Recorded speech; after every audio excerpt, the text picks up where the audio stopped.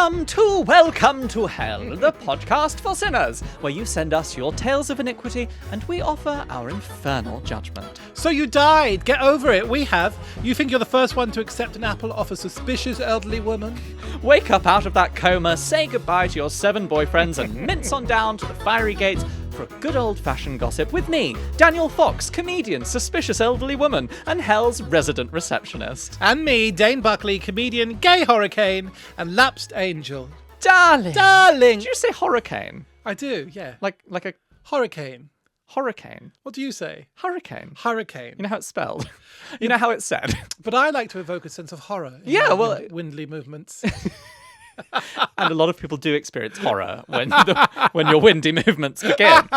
Hurricane. Hurricanes hardly ever happen in Hampshire, Harrow, and Hertfordshire. And Hertfordshire. I love, when you do your intro, I love that you proclaim the hand to yourself. And me! And me! You'd let yourself know it's you. Yeah, well, it is me, and I need myself to know it. It's all of you. It's all of me. I can't wait for you to try our drink. Go on. Oh, I need to try the drink. I can't Tell wait me for what you. it's called. The Creamy Scheme. Is it vegan? You know I'm vegan now. When did you become vegan? In the last 7 minutes. Before we Yes. started. No, I'm not, but I'm trying. I'm trying to be better, but I will still drink this. It's definitely, it's vegan. There's cream in it.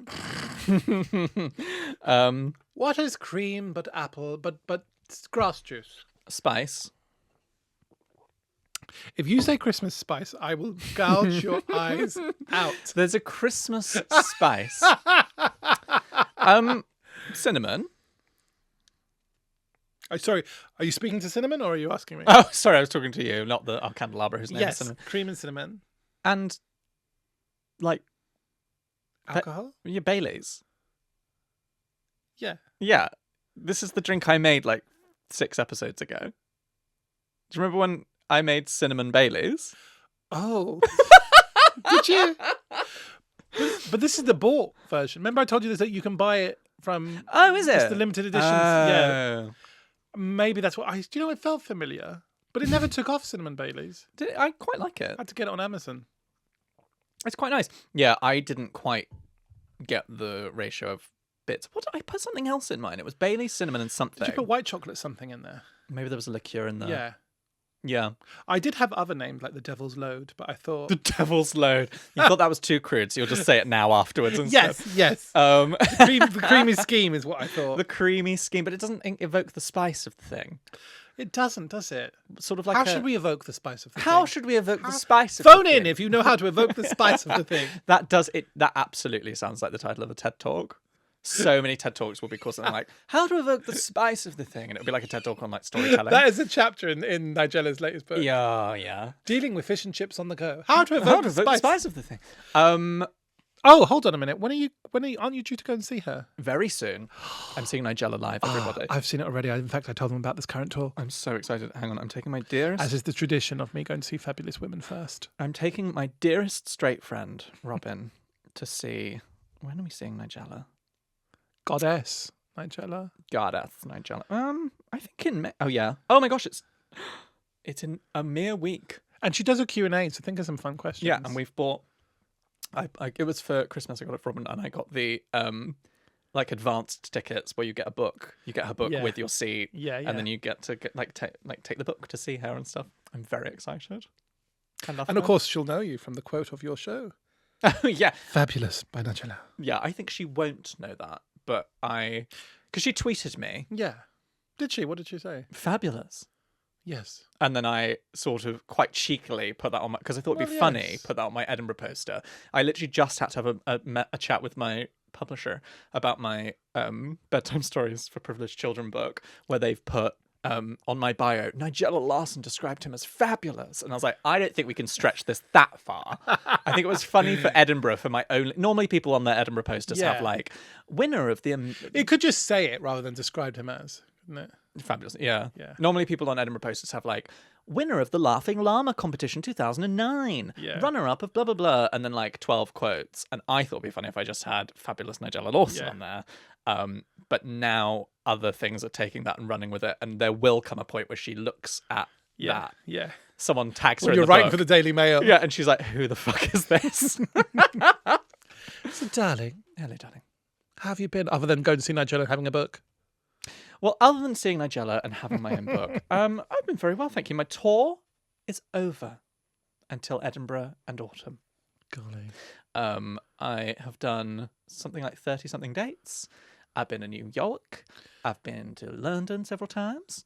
Well, this is you saying this, though, because you could also be like, listen, we've just released 9 dates in Cornwall. Well, there will be 3 dates in Edinburgh. Yeah. I think I'll have announced that by now. Yeah, I'm doing 3 dates. But at because Edinburgh I've Fringe. met you, I say that there is a pattern of, bing, there's another 12. There's not going to be another 12.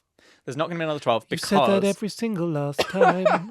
there's not going to be because I've got 8 more to go Okay. across Edinburgh and autumn, and then I need to write my new show. Right, okay. And I am pressuring you to also write your first show Oh so my that we God! can go to Edinburgh next year together. Oh my God, you've just ripped that scab off. I am so nervous stroke excited. It'll be great. And also, like, being together will be gorgeous. Yeah, and I'll be able to emotionally support you Yeah. through your debut. Because it's a big thing. It is a big thing. And I'm working out, we've been chatting about, I've been working out the theme and what we're going to do. But yeah, no, I think I'm going to go for it. Oh, are Yeah, you? yeah. Have you come to that? Okay. Yeah. Because, yes, so if anyone doesn't know, the Edinburgh Fringe is like the biggest arts festival Yeah. in the world. And for comedy, you sort of really, there's a lot of like building up and like one day I'm going to do my debut show at Edinburgh. And that's when you do your first hour. And it's sort of like really like debuting, like Yeah. Victorian style, Yeah. white feathers, displaying yourself to the Queen, presenting yourself. And it is scary. I Yeah. did my debut last year in Edinburgh. Yeah. Because, of course, as a young comedian, it's good to find an elderly woman in the know to like take me under her bat wing. An old lady who can just go, I remember when I debuted. When I first treaded the boards. I'm- I mean, listen, that's going to be amazing. But also, like, when your comedy bestie is you, we're like, oh, gosh, I just had to do another sellout tour of New York. And I'm like, I've got 3.5 people in to see me today. No, I think you'll find a great many deviled eggs will be that's coming true. along. Because I Hopefully, feel yeah. like our people are the sort of people that will be at the Edinburgh Fringe. I think you'd be like, I think you'll find just by sheer knowing me, you'll have a few people. Just you at the back every night, big clapping. You're doing wonderfully for you, darling. I'll be a showbiz mom. I'll drive my Land Rover straight through the doors of whatever theatre you're in. And I'll beep the horn. I'm like, you're doing amazing. Can't stop. I think you'll have a great time. Yeah, And I mean, listen, it has to happen. And also, this... Did I just hit the desk? Yeah. This is how I felt before comedy. I was so nervous. And then to go from my 5 to 10, I was nervous. And my 10 to my 15 and to my 20. And now, try and take me from my 20. I love her. She's my best friend. Again, to expect there are stages of like, Yeah, it's very comedy. formulaic with comedy. Of Yeah. like, you work your way up to 5 minutes. Yeah. And then once you've got 5 minutes, you can go and perform 5 minutes worth of material. And then it's 10. And then it's usually the hop is straight to 20, which feels so scary. So scary. Standing in front of like a room of strangers for 20 minutes. Yeah, thinking I've got 7 minutes left. Very long time. If you've Yeah. ever done a best man or best woman speech, imagine doing that Yeah. 6 times in a row. Yeah. So, but the hour is like the final frontier, I think, of like scary thing. But it does just kind of come together. I now, having done that a zillion times because I did Edinburgh and then I did my tour, Yeah. it now feels really strange when I go back to 20. But when I first did the hour, I was terrified of it. Yeah. It is one of those things that when you start doing it, it just becomes... But you also do have 300,000 followers just on Instagram alone. So. And Nigella's now your best friend. So. No, but you will have also. Bear in mind, no, there's listen. a year to go, and also you have a lovely, beautiful audience of very, very glamorous people listening to you on this podcast, and I'm sure if any of them are within a country mile of Edinburgh, they'll be coming along to see you. But also my whole Catholic guilt thing is like, oh, I hope I'm worried, but also fully expecting it to be life-changing. I mean, I'm the world's only Irish Indian gay comedian. Possibly, maybe. Jinx. And also, you know that if I see you walk out on that stage and there are only 3 people in that room, I'll have you taken out. There'll just be a red dot circling on me. For your own good. In the beginning, people are like, is it a bindi or is it like Dan and his gun? It's a sniper. Yeah. Well, little... Anything? What have you been up to? Anything else? quite a few things. I am now officially... Okay, well, shall we talk about... Instead of saying avocado, Yes. moving forward, I'm going to say alligator pear. Alligator pear. Alligator pear. Where is that from? My heart. It's from America, right? Yeah. I heard Tori Amos say it. It is a thing, I think, but they call it... Alligator pear. But then I've also heard Americans call them avocados, but where is alligator pear? Is that just like another name? It's just another name. Well, I think it's very glamorous. You know? You know how things have several names? I'm having a slice of toast with some alligator pear. Because that is exactly what it looks like. Yes, it looks like the egg of an alligator. If you or a small dragon. What are you having? I'm having some shrimp and alligator pear. Lovely. Salad. How glamorous. In France, yes, they're called the same name as a lawyer. Oh. A lawyer and an avocado. Scaly and hard on the inside. Yes, is the same word. Let me look up what it is. I think it's like avocado or something. I can't remember what it is in Spanish. Avocado. This is fun for everybody, isn't it? Yeah, it's avocado. That's interesting. And that is the same name as lawyer. I wonder why. Yeah, I don't know. Expensive and inclined to rot. Also, I've been misgendered as Northern a few times when I was up there. I don't sound Northern. In spite of your brilliant Northern accent. I think they saw I smile a lot, because if I don't smile, I've got kind of resting thug face. And so I smile a lot because otherwise I look quite grumpy. And I think my warmth they've interpreted as Northern. Like he can't possibly be Southern. Honestly, I think that's what it was. Yeah. And I was like, oh, hello. And they get talking. They're like, oh, you're from down. Oh, okay. There's definitely a moment where I think that was interpreted. The other thing is, everyone always interprets me as short for some reason until they meet me. I get this. Because we were somewhere the other day. We're both 6'2", and they were. Someone was saying like, "Oh my god, you're both tall," and I was like, "Yes." I get it. Pretty much Your every agent show said the same to me. Loads of people. They'd spoken to me on Zoom, but then when I met them, funny, it's isn't funny, it? isn't it? Really odd. I don't feel like we. Listen, nothing wrong with being smaller. I would like to be about 4 inches smaller. Oh no, I love being this tall. It's wonderful. You? I think with you up here is really nice. I'd like to be a little bit cuter. But you're a bottom, so it makes you're a twink, so it makes I just like to feel like a little sort of help me sprite. Yeah, hi, I'm down here, pick me up. Yeah, but then you also can find like a 7-foot Russian man called Zangief. That's that can make you feel like that anyway. You've just got to find giant men. Yeah, so that's my life. Well, that's nice, lovely. Okay, is that everything? Do you know what I think it might be time for? Go on, Dane. The sin bin. The sin bin. Yes, hello. Any new listeners joining us? This is the part of the podcast where we shuffle our little papers around. We do a bit of admin work down here on the front desk of hell. And we say, out with the old, in with the new. The 7 deadly sins are so outdated, so demo day. Lust. Oh my gosh. One of the principal, sins, but also one of the most wonderful things in the world. Pride. Who doesn't love it?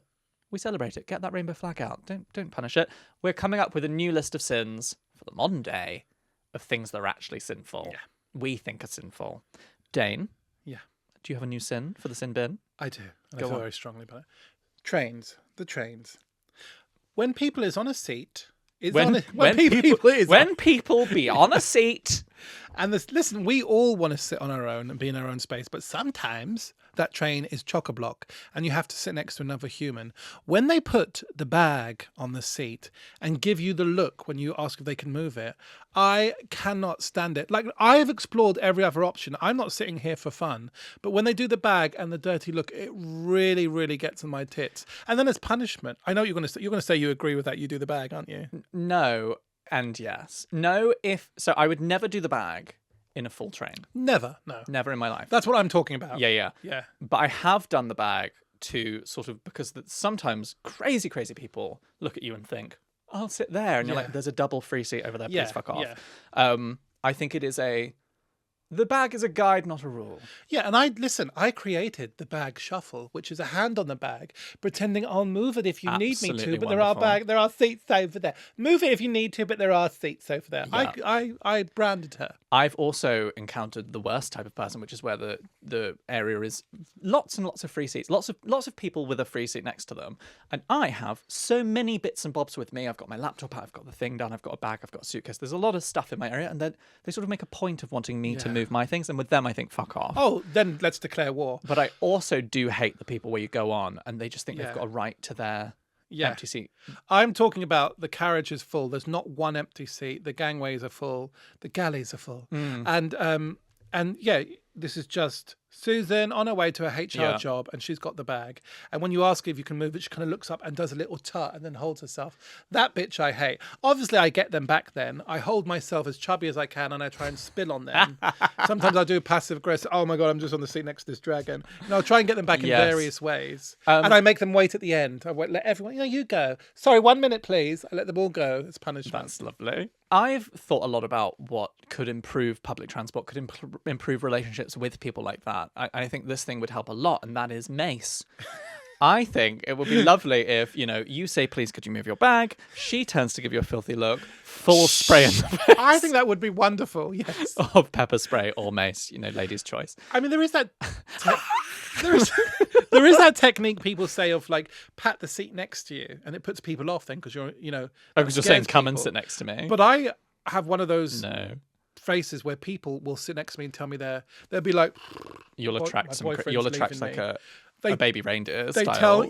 tell me their story and what's wrong with their life and expect me to fix it. I just have that energy. goodness. So I won't even do that. No, I think the best thing you can do is try and spread yourself out as much as possible. Yeah. So that you're covering sort of 1.5 Yeah. seats with your body. Yeah. Angle yourself so you're looking at something, or even pretend to be asleep. Yeah. Is that how you sleep like Mary? Yeah. And also, once they've sat down, do a very, very passive-aggressive putting down of the little divider. I love to do that. And then claiming that space, actually. Yeah. Yeah. Claim that space. That's my sin bin. Up it goes in the flames. Look at it burning. Oh my gosh. My sin bin is hot weather. On brand. I'm a child of the winter. I'm a Victorian child ghost. I like to arrive with a cold mist and a tolling of a bell. I cannot handle... Your lovers certainly do. Bring out your dead! Did you say my lovers do? Yeah. Oh, I thought you meant like that's how when they're finishing, they just hear the clang of a bell. Oh, no. Here he comes. I just hate this thing of like... Because I walk at 1,000,000 miles an hour. I'm a fellow gay. Yeah. Yes. And I also like to wear many layers and a big coat. And the months of mid-April to end of April through to about now like end of October in this country are just unbearably. I just arrive to everything. I have to spend 10 minutes like dabbing at my damp little face. I don't like it. Well, listen though, you wear some very big jackets. So hilarious. Hilarious jackets for the summer. Like you see a cloud descending. Oh, that's Dan. Yeah, my summer. I'm not going to not wear my summer puffer. Yeah, well, she comes in her summer puffer. She's sweating glamorously, and then you do this kind of beautiful fawning. Look what you've done. You've made it sweat. Look, you've made the sun come out. Look what you've. And you kind of look glamorous and beautiful, but also so disgusted that the sun has decided to strut out. It's just. Well, because I'm appalled. Yeah, this is what I wore today. Yeah, well, that's great for you. I mean, I do have a... Look what I've had to do. I've rolled up a sleeve. She's masculine. She's masculine. I mean, I have my internal summer puffer. Summer puffer. But you would have wore a jacket with that, right? No. You just come bareback like that. I'm trying out something new. Oh. I'm trying to be less boiling. Yes. I feel, in the summer months, I feel like a soft shell crab. Right. I feel like a sort of... And that's also how you walk, I've noticed. Well, because I walk sideways, yeah. Scuttling sideways across London. with my bright pink body. Got a real visual there. And your slightly not appropriate Caribbean accent. Yes, when I'm doing my Sebastian the Crab as I scuttle about the streets of London. I just hate it. I hate the warm weather. I want to go back to being cold. Yeah. Well, listen, autumn's a much better looking season. We've always said that. We've always known that. Far more beautiful, but also winter. Oh, yeah. How beautiful people are. I do like some of the things you can do, though, in the summer in London. I'm going to give this a caveat. Okay. Caveat? Yeah. I don't hate hot weather if I can be in a lovely garden, in a meadow, or abroad, and I don't have to have a meeting with a producer or a friend or anyone like that, and I can wear a wafting, billowing, large shirt, oversized shirt, or a muumuu. If I can wear something like billowing and silky, and I can just sort of lounge beneath the shade of a tree and pretend to read a book, then that is lovely. Couldn't we get you a little iron lung for you to travel in around An London? iron lung? Yeah, like an air-conditioned iron lung. Or the car the Pope has. Yeah, that's what I want. A little sort of pod car that is just ice cold. Or Just even frozen going around the town. I just wish I have started. I mean, last year I really lent into the electric hand fan. Yes, didn't you just? Like a tourist from Florida, just sort of walking around. And I think I'm going to have to one-up it this year and get something even more industrial. Isn't there the electric neck Yes, one? but they are so ugly. They are so ugly. But maybe I could find a chic Could you one. put feathers around them or something? Streamers. Yeah. Maybe that's what I need. Anyway, so that's me. That's all of me. That's all of you.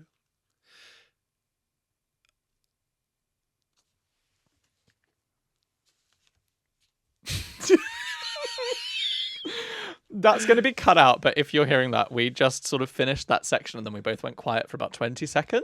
I think we should keep her in. Let's leave it in. That's our powers are being renewed. We both just sort of gazed. That was Yanis changing the batteries in us. Changing the batteries. I just sort of committed to it. And then So I did saw that I, you yeah. were, so I was like, well, I'm going to carry on doing it. Well, I'll tell you what it is. What is it? Dane, it's time for the letters. Colour me letter. Ooh. How do you feel about people licking the finger before they turn the page? Love it, and you do I it. love I it. love it. Some But people also hate very it. much needed these days. Did you see in one of our Instagram posts, I licked my finger to turn a page, Yeah.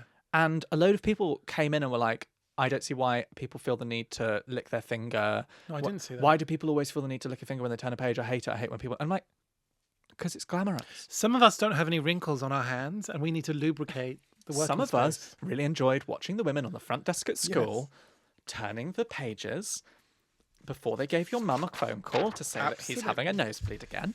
After doing Madonna dancing in the Doing playground. Madonna for the third time. He's pretending to be Oscar Wilde again, and we need to find your mum's number so we can call her. I can't believe people do that. But also, like... It helps turn the page. It helps turn the page. Helps turn. Anyway, this is the part of the episode where we turn our evil eye, the eye of Sauron, onto you, the listener. We have asked, as we always do, our listeners to write into us. Dane, where can they write into us? Come on, you know this. You know. They can write into us. Yes. You know it. At our socials, at the Hellpod. Yes. Use the anonymous form on our website, which is hellpod.com. Yes. And also email us at... Oh my God, I'm going off sheet now. Oh my God. At judgment at hellpod. Yes. Oh my God, I feel like the miracle worker. At hellpod.com. Yes. Oh my God. I've never paid attention to the small print before. That's Daniel's job. That was like a reenactment of My Fair Lady. Oh gosh, I've arrived. Oh, look how we used that memory. Yes, you can write to us at judgemental.helpful.com or go to www.helpful.com where there is an anonymous form on our website. Anyway, tell us your confessions, tell us your grievances. We, the Infernal Aunties, will judge you. Are you the demon? My God, let's find out. Dane, I'm going to read letter 1 if I may. Do, my darling. They've got it bareback, I see. Nothing. No, hello, how are you? I love you. Don't Yeah, skip no, is amazing. straight in. No. Well, I'm assuming they love the podcast. Yeah. I'll read between the lines. So that's what they say. Oh, and they also like my skin. Letter 1. When I was attending university, I was forced to use the laundry machines located in the dungeons of the abysmal dormitories. One evening, I had put my towels on for a dry cycle and left my laundry unattended while I expelled the food poisoning that was plaguing me into the nearest public facilities. Upon my return from this unpleasant detour, I discovered that my towels had been removed from the dryer, set on top of another machine, and replaced by someone else's unmentionables. Sim. Cheek. Overcome with blinding rage since I had used the last of my laundry money on this cycle, I removed said mystery garments and proceeded to throw all of them around the laundry room. To belabor my point, I also used some articles to wipe the dirty floor and threw them behind the units where they would be trapped for all of eternity. Am I the demon? No. First important thing, Yes. I thought that was bellable. I was like, who is she? Well, what does that word mean? Belabored. Oh, yes. I don't think I've ever seen it written in her shorter form. Bellabore. I did like Bellabore. Though. Lovely name Love for the a genre boy. Bellabore. Is she Bellabore the Fox. demon? No. No, or he. Or he, yep. All of them. No, not the demon. No. I hate when people do that. Isn't it such like a horrible... Yeah. It's so arrogant to go into any of these things and be like, I'm taking their stuff out. Yes. I'm going to let it... And also, damp clothes. Yep. Left for too long. Yeah. Foisty. I have always, like, like if I've ever used a laundrette, and people leave it and walk away and come back. I've never done that in case someone does this kind of stuff. I didn't think that many people do it, but it's such gross behavior. You just know what the kind of person did this. Oh, the worst. And they presumably think they must know that you're going to come back and just find your clothes wet and gross. And I would always take revenge on that. Yeah. Oh, absolutely. I would do. I think absolutely you did the absolute right thing. Absolutely loving her work. I was hoping we were going in a direction where the food poisoning was going to come back in and play a role. Right. That you'd like just like shat into the machine and then closed it up again with all their things or something. I think though, like, listen, we are exclusive. We are queers. And when you've been a bit... We're coming out.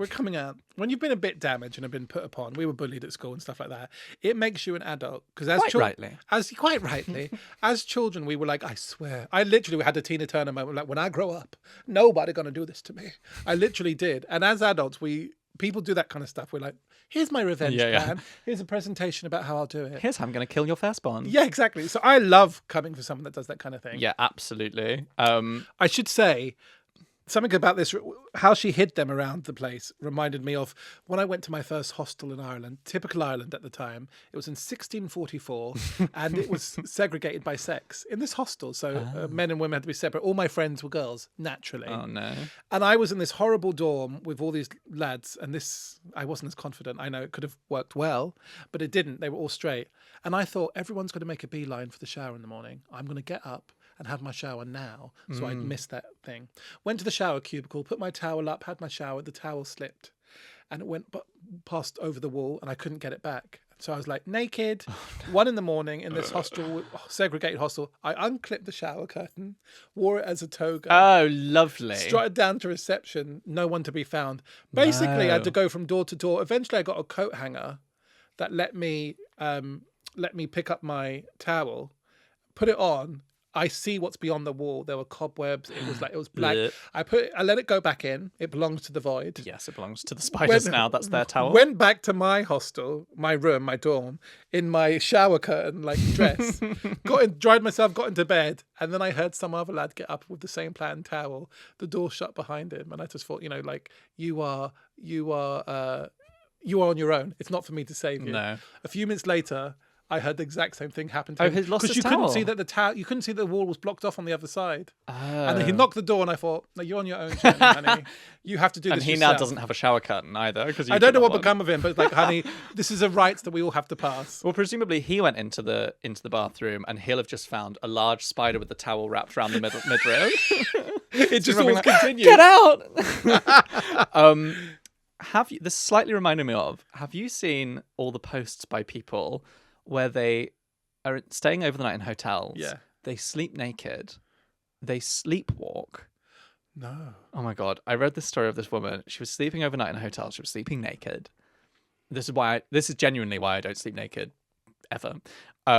She got out of bed. Basically, she woke up in the corridor of this hotel because she had, in her sleep, got up and walked out of her room. The door closes behind her and obviously clicks shut. Yeah. And you can't open them again in a hotel. Yeah. She's standing fully naked in a corridor of a hotel. And she had to go to the lift and go down and go to the child on the front desk and be like, can I please have another key to my room and maybe a bathroom? But can you imagine how if you were like the receptionist, you're just sitting in reception, you hear bing, and it just opens. There's just this like pink naked person just standing. It's alright if they walk like you, like a crab to the side. Yes, for me it's alright because I'm like. When are they going to get technology? Because listen, we travel a lot, and the amount of times those key cards they stop working, the amount of time is so common. When are they going to have hotels that are like blip, blip, blip, blip, blip? They read our eyes, that would be nice, or a hand, or something else, An asshole reading. I don't know if Travelodge currently offer that, but that's a suggestion. That is a suggestion, but it's also copyright to us. Oh yes, okay. To this podcast. So if you want to use it, you do have to pay. Dane. Hello, darling. Letter D. Hello, your evil gorgeousnesses. Yes. That's said that perfectly, I think. That's the right way of addressing us. Thank you. Thank you. When I was at secondary school, I suffered from weak ankles. I love that. Sounds like you. Yes, it does. Very sound like me. Very, very Victorian energy. Yeah. And regularly sustained gruesome sprains just by existing and standing upright. My PE teacher, do they call that PE in America? Physical education. Jim. Who had badly tattooed eyeliner and was having an affair with another PE teacher for reference, in true PE teacher fashion, took my ankle injuries as a personal insult. While I couldn't take part in PE classes, thank Friar Tuck, because I'm not the PE type anyway, she used me as something of a slave. One of my duties was to make her coffee whenever she wanted one. I had to fill the kettle using the sink in the girls' toilets, which seems unsanitary enough in itself, but I took this opportunity to season the kettle with a little urine every single time. She drank my pee for the best part of 2 years without knowing. Am I the devil, or have I provided a great service to everyone bullied by PE teachers throughout time? I promise if I was welcome to hell, I would never make a urine cocktail, as long as you never made me play netball. Much love and pee-free coffee, Helen. First off, we would never make anyone engage in sport down here. No, especially not netball. They wanted to. I think we probably should have a netball court available for the lesbians. Well, there is professional teabagging down here. We have that. Well, that's, of course, your team captain. Yes. And obviously for me, there is professional scrapbooking. But the difference is in our personality. But no, we would never force you to do that. I'm conflicted. But enough about what your therapy is. But enough about that. I don't think. No, I think. Of course not the demon. Of course not. Love that. Love a little bit of revenge. I love the revenge on the PE teacher. Yeah. I think it's giving very Matilda energy versus Miss Trunchbull. I will say I think Miss Trunchbull doesn't get the credit she deserves. Yeah. She is an icon in some communities. Is she queer? I think she's definitely radiating queer energy. She sort of wears like a Patagonia style jumper. Is it hammer throwing her thing? Yes, it's it's a queer sport. I've answered the question. She's a beefy. She gives me sort of, she's a sort of a queer top, I would say. Yeah. But also yes, she was mean to children. And who hasn't been, an ugly child in the room. But also at the same time, she's a female small business owner. She is a weightlifting woman in the 90s, and she is a former Olympian, and I don't think enough credit is given to her for that. And I would just say to anyone who's criticising her, she's doing all those three things. She's juggling all at once while being assaulted by a malevolent psychic. You get a better Ofsted inspection. That's all I would say. That's all I'm going to say. But does this PE teacher sound half as glamorous as that? Because this one sounds a little bit like a narcissist. She does. The reason I'm conflicted on this is that, get your revenge. Yeah. But how delighted would you and I have been if we were allowed to not do PE and instead we got to be the tea and coffee boy? That's true. I would have loved if they were like, another coffee, please. I'd have been like, absolutely. Here, absolutely. Would you like Ethiopian? Or... Yeah, exactly. Yeah. Would you like the blonde or the dark roast? Yeah. Why on earth? I mean, this is often an English school, and I get the sense it's back in the day, but why on earth were they doing it in the toilets? Why were they using that tap? Yeah, great. But anyway, you're right, though. I hadn't thought... We would love to be a chaiwala. Yeah, exactly. Bringing in the trolley. Yeah. Soup. Yeah. I didn't have to do football, but I managed to get you a nice little sandwich. I got you a little biscuit for the side. I'd be such a little sucker. I'd be like their little... But PE teacher wouldn't like... English teachers would love that. They were our best friends, English teachers. Come on, and the librarians. Yeah. English teacher, librarian, and maybe a drama teacher, sorry. Yeah. My PE teachers were such dickheads, forcing us to try and play football. Ours were vile. Yeah. I literally used to pretend to have like Victorian fainting spells. Be like, and I'd throw myself to the ground and have to do essays about football. I got so good at impersonating my parents' signature. Really? And developed handwriting beyond the skills of a 13-year-old boy that I would write myself a note every single day. For the I only did football in year 7 and I didn't do it from then on in secondary school. It is school. Insane and so gendered though when you think about it really, right? Like the boys have to play that and the girls have to play that. But then my school for 1 year they got orienteering. It's like a Scandi thing where you had to be lost in the forest with a map, and of course the quiz were amazing. Run through the forest from evil people. Hello. Yes, thank you. And that's the only sports competition I won. And at the end, the little fatty, at the end they said you can have a trophy or chocolate, and I was the only person that chose the chocolate. But it is crazy. Yeah, isn't it is crazy. Did you remember? wonder if it's changing now? I wonder if you could do like, what would you like to choose? I choose dance match. Yeah. Did you have to do cross country as well? Or we had to do these cross country like would be runs, like 5 miles. They had to do but we didn't really have that route. We didn't have that available. But they did have like a sports field, and people would run around it like 5 times. But I never did it. We were near these woods, but what we noticed, there's a bit where the teacher could see you at the 2 mile point. But in the distance, if you just walked like that, It looked like you were running. So we used to be like, oh my God, have you seen Madonna's new video? Oh my God, it's so good. Like, we'd just be doing that. For anyone just listening, Dane is just sort of gently moving his arms in like a lot like the the go sign on, like pedestrian green light. Running, the gay running. Oh, doesn't hurt me. Well, love you, and absolutely not the demon, and good for you. Good for you, honey. And also, actually, maybe she's cutting edge. Isn't there weasel coffee where they eat it and poop it out? She's ahead of the game. Also, there are a lot of people that drink pee, and not in a sexual way, but it's like there's people that think it's like good for you. I'm sure that little man that loves to go up the mountains and survive. What's his name? Bear Grylls. Yeah, doesn't he do that thing where you? I read. We must finish this episode because I think we have to get out of the studio. But I read that Bear Grylls goes and records the thing and is like, no, I'm going to stay in this tent that I've built out of poo overnight. And then the cameras turn off and he goes to a nice hotel. Oh, really? Apparently so. That wouldn't surprise me. Right. Hey, serious talk now. Serious talk. That's the end of the episode. If you liked this, my God, be sure to check back for a new episode next Thursday. And if you wanted to earn yourself a VIP place in hell, I think you know where to do it by now. It's at patreon.com.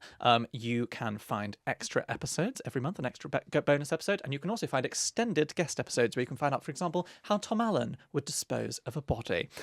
We have prices starting at a mere 75 pence per week. Just no more than that. But I will ask you, Dane, what is a pence? They're those things we found all around you when we cracked open your tomb, darling. Oh my God, is that what those were? Yeah. Oh, okay. But what we'd love more than anything is if you'd share this with your friends. So go flick those forked tongues in the ears of anyone you think would enjoy this podcast, and we invite you to leave us a 5-star, possibly 6-star review. 6-star, possibly. We're pioneering the 6.66 star review. And as always, if you want to submit any confessions or grievances for our infernal judgment, you can do so at judgment@hellpod.com. Send us a message on socials at thehellpod, or find us on our website www.hellpod.com, where there is an anonymous form. Well done on remembering those. Thank you. Thank you, as always, to Spotify for allowing us to use their studios that we need to get out of in about 1 second. Thank you to the Angels at Auburn Jam for making our music, and to our producer, Janetz. See you next week. Bye.